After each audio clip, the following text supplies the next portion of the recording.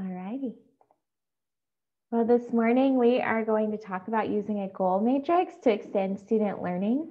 I've used this in my own practice and found it to be a really helpful exercise, and then have seen lots of folks using this during our time of virtual learning to great impact. So I'm hopeful that this will be impactful for you as well. For those of you who don't know, we're the Diverse Learners Cooperative. We're a nonprofit organization based here in Tennessee that connects teachers and leaders with professional learning, resources, and networks that improve outcomes for diverse learners and ultimately increase teacher and leader retention, as we know that's a huge challenge for access for our diverse learners. So we're glad you're here. Today, we're going to examine how a goal matrix can help you extend student learning in this time of virtual learning and beyond. Let me make sure I can see everything here. We'll talk about what is a matrix in 5 ways, and then some next steps for your own use of a matrix. So what's a matrix? It's a table. It's as simple as that. We can make these in any hand-drawn, any application, right? It's a simple table, but this table is going to help us organize the information we need and help us plan better for students. So we're going to talk about a matrix in 5 different ways. As we're going through each one, I'll give you some examples and why it's valuable. And then you think about, would this be useful for my current caseload or my current work with students? And at the end, would love to hear which one you thought was most useful.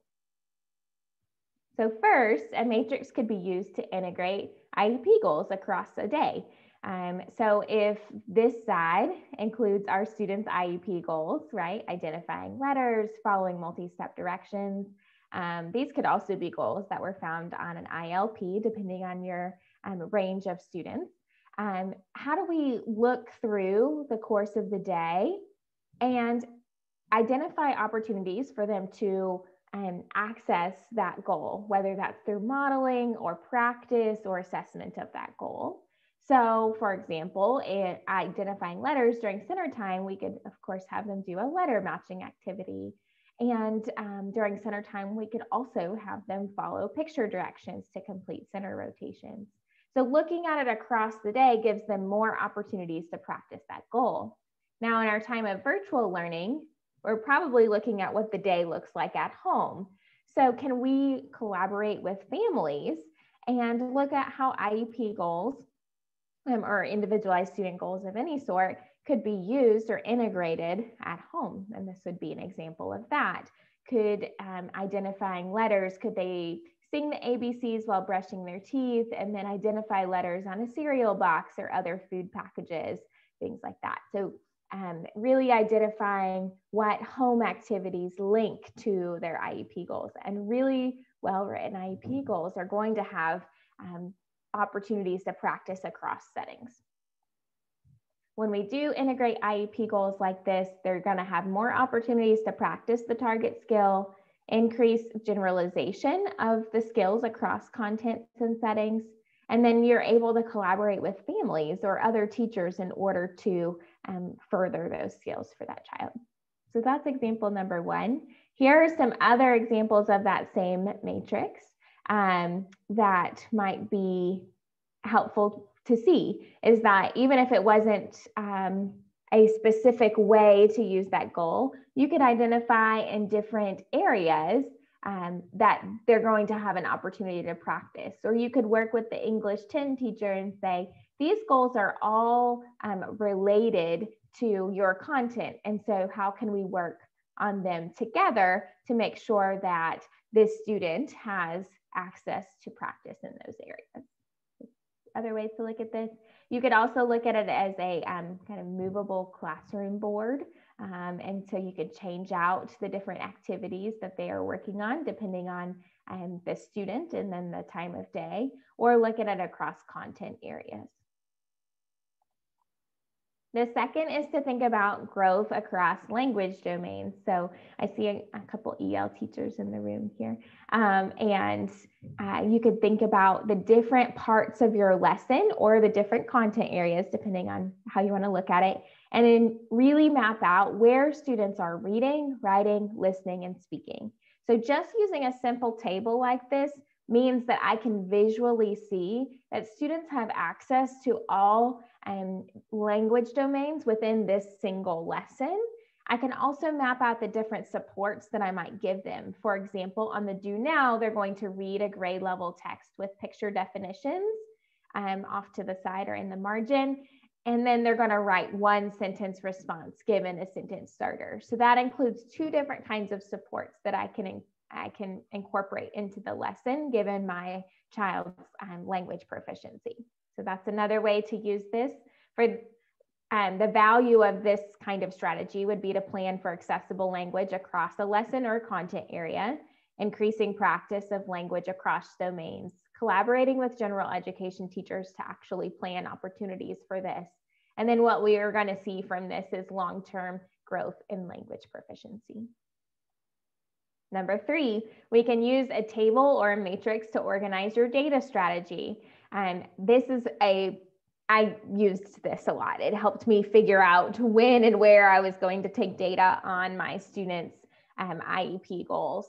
So I would have my students down the left side and all of my services across the top, and would take each IEP and plot it onto this graph somewhere. So I made sure that I was measuring each goal.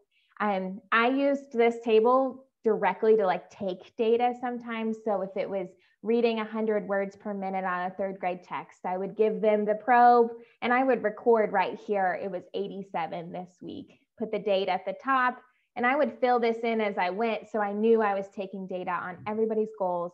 And then I would put it into their individual progress monitoring sheets at the end of the week. So this lived on my clipboard with all the data sheets, or with all the probes and things I needed on my clipboard. When I went to math intervention, I knew I was going to be taking data on these 2 things at least once a week. So, or once every 2 weeks, depending on your data schedule. So this became a really useful strategy for making sure that data is the hardest thing when you have how many of our students times however many goals. There are a lot of goals. And so this was one way that I was able to organize that data.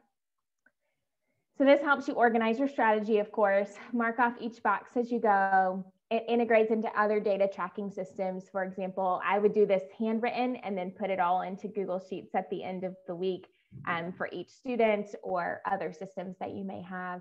An increased awareness of current levels, and then the ability to respond to data quickly. And one more thing I wanted to show you here is that, for example, in reading inclusion for this child, I was going to measure how often he asks for help by raising his hand. That's not a reading goal, but it was a great place for me to measure it because I was in his class already. So it really cued me to, watch that for that student. So think about this outside of the content area that you're in. Sometimes it's a behavior or an observational kind of goal that you need to track while you're in a general ed setting or other setting.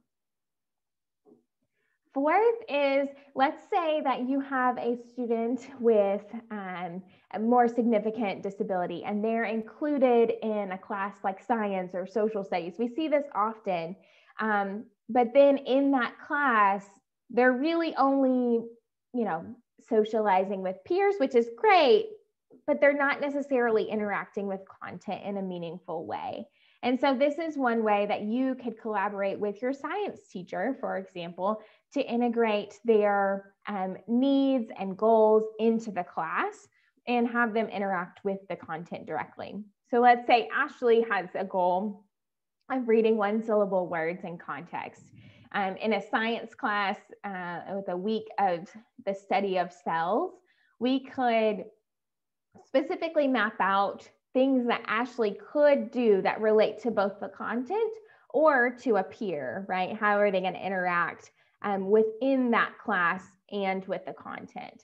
And so here are some examples of that.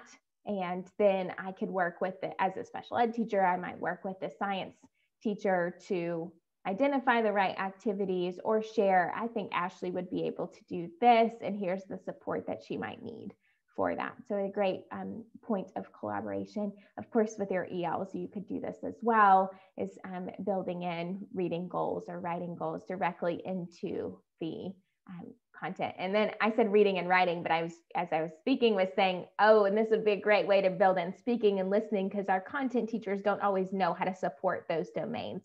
So this would be a great idea for that as well.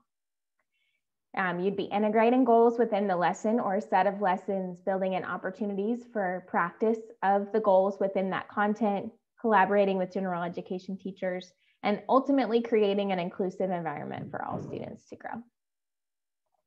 All right, number 5 is maybe one that you've seen before. This is probably the most common one I've seen, but always a good idea, is to communicate accommodations. So I have my students here on the left, the kinds of accommodations across the top. When, let's say these 4 students are in Inclusion English Block 2, I can hand this, chart or send this chart via email to the teacher and say, this is what you need to help me make sure that these students have access to these particular accommodations. And so it's a really easy way to communicate that. Here's another example. It's a little blurry, but what I liked about this was that they grouped them by the kind of assessment or accommodation in the top. And so as a teacher, I would very easily be able to see which ones are testing accommodations, which ones are writing or output kinds of accommodations. Of course, this helps us ensure that accommodations are used consistently. We can communicate well with the general education teachers. As I said, I would give them just the students that they're seeing so that they make sure, sometimes overly complicated charts feel like, which of these are my students? When do I actually see them? So one way as a special education teacher that I would set them up for success is just giving them the information that they need in order to do it well. And then I can use it to check fidelity. Is this happening every time? And is it working? And can I adjust in the future for that? So those are 5 examples. And I would love to hear from you all. And if there's one that you're like, oh, I could totally use that now or when I am back in person. And yeah, so that is it. So I'm going to open up for conversation in just a minute. I wanted to let you know that next week we're going to be talking about leveraging paraprofessionals for supporting with our students' behavior, especially in a virtual setting and in now the in-person setting when schools are prioritizing students that may have more behavioral needs back in the building. How can we ensure our paras are set up for success there? And that's all.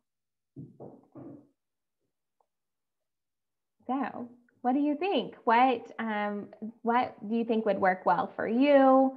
And what's your next step from here?